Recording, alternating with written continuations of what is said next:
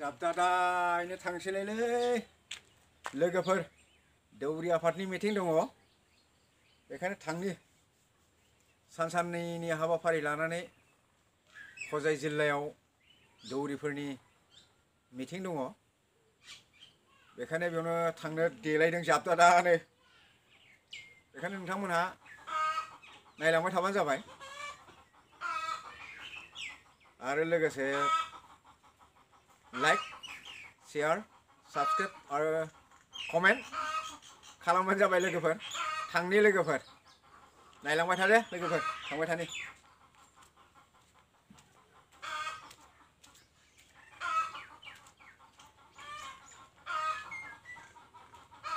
नांनाय जायो बेवहायनो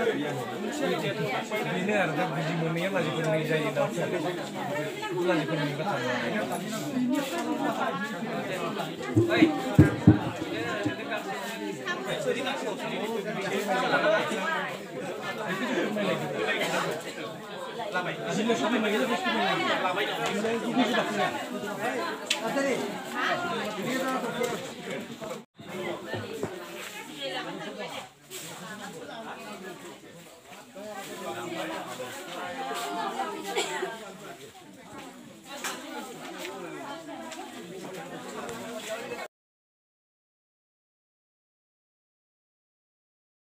गुरु आफाखौ बयबो सिनायखायो अब्लाबो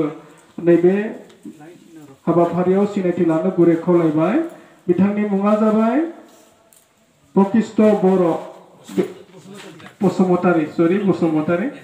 लोगो लोगो आर'नाइ गांसेजों बरायना लानो गुरै खावलायबाय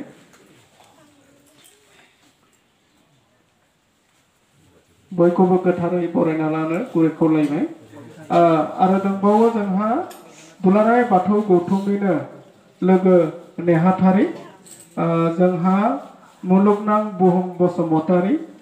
गुरु गेदेमाखौ गावनि सिनायथिनो गुरै खावलायबाय लोगो लोगो आर'नाइ गांसेजों बरायना लानो गुरै खावलायबाय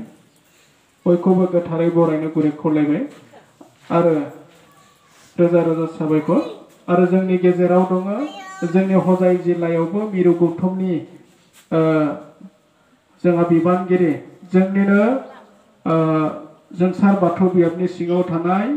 जोंहा मिरु दुलाराय बाथौ गौथुमनि देउरि आफामोननिनो सोद्रोमा जोंहा प्रदीप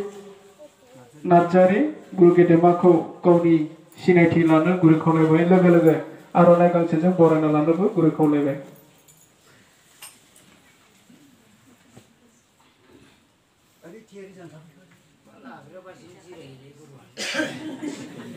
रोजा रोजा साबायखर थाबाय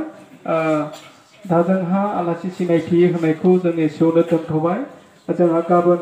आबुङैनो जों गासैखौबो सिनायथि लानायनिफ्राय नङा होमबा दा आलासिफोरा गोबां दुखु खस्थ' जारलाजों सफैदों थोंजोङै जोंनि बे बावसालियाव थोंजोङै जिरायफैनायलाय जोङो सिनायथि